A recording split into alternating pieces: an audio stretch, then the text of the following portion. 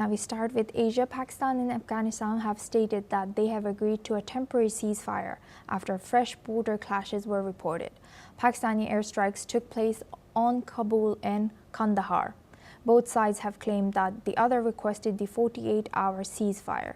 Earlier, Afghanistan's Taliban spokesman stated that 12 civilians have been killed and more than 100 have been wounded by Pakistani firing. Meanwhile, both sides have claimed that the other suffered more casualties. Violence has flared since explosions rocked Afghanistan last week, in which Kabul has blamed Islamabad for harboring terrorists. The Taliban government denies these claims. Now for this discussion, we're joined by Amrullah Osmani. He's an Afghan journalist, joins us live from Kabul. Thank you very much, Amrullah, for joining us today. Welcome to NewsX World. Amrullah, we are hearing different statements from both the countries. Can you tell us what is happening on the ground there? Thank you for having me. Thank you. We also have received different reports from many sources. According to when the Pakistan government requested for ceasefire to Afghan, before that Pakistan requested for ceasefire for Afghan government, they have bombed the capital of Afghanistan, Kabul, yesterday. According to the spokesperson of the Islamic Emirate of Afghanistan, in that event, more than 20 people killed and more than 40 people injured. And also, before the ceasefire, as the United Nations UNAMA reported that the both side of the border affected, and more than 18 people killed and 347 people injured on the both side of the border.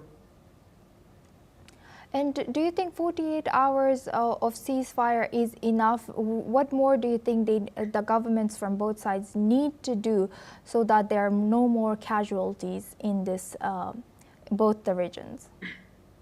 As all we know, the Pakistan has never followed through in its promises. As you know, the Pakistan is a country that they will, I believe that again they will start war. If we look at to the past, the Pakistan has no good relationship with Afghanistan and Afghan people. So I think it is not enough that 24 hours ceasefire. They must be solve this problem from political issues, and they must they must sit with each other and solve the problems, because here is just the civilians in the both sides, just they will have just the civilians will be affected by those problems. And Amrullah, can you also give us a little brief history of why Pakistan and Afghanistan has such trust issues and such? You've mentioned that Pakistan did not keep their promises in the past. Can you tell us more about this? So it's a big deal. It's a long story. So if we, I'm just now, if we leave it right now, and if there was a time, we will be have a long, like a long meeting on that, because it's not the deal that we will talk about it just in 1 or 2 minutes. It's just we like go to like 100 and like years ago. Right.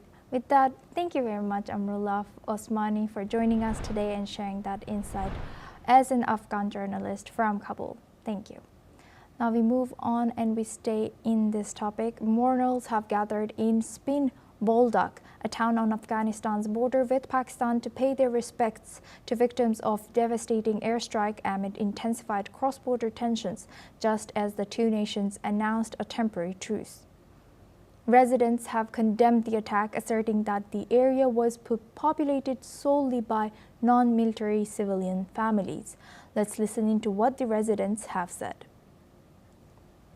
خو دلته د پاکستان د طرفه څه وسو دا زموږ کور چې دی دا موږ عوام خلک یو دلته نه نظامي اډه وه نه څه نظامي خلک دلته ول ښځې و کوچنیان و ماشومان و په کور کې چې مین وموښتی تقریبا 14 کسان موږ زخمیان لرو د شهیدانو سره 15 کسان شهیدان لرو بار کې تلفات رسېدلي ملکیانو ته 116 زخمیان لرو ملکیان او تر 100 پورې شهیدان لرو اکثریت ملکیان او چې زخمیان شوي او شهیدان شوي هغه په بمبار کې ډېر.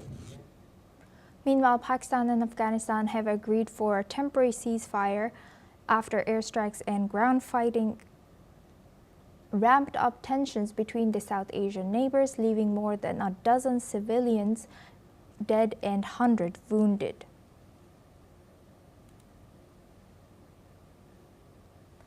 Now we move on. India has reaffirmed that safeguarding the interests of its consumers remains a top priority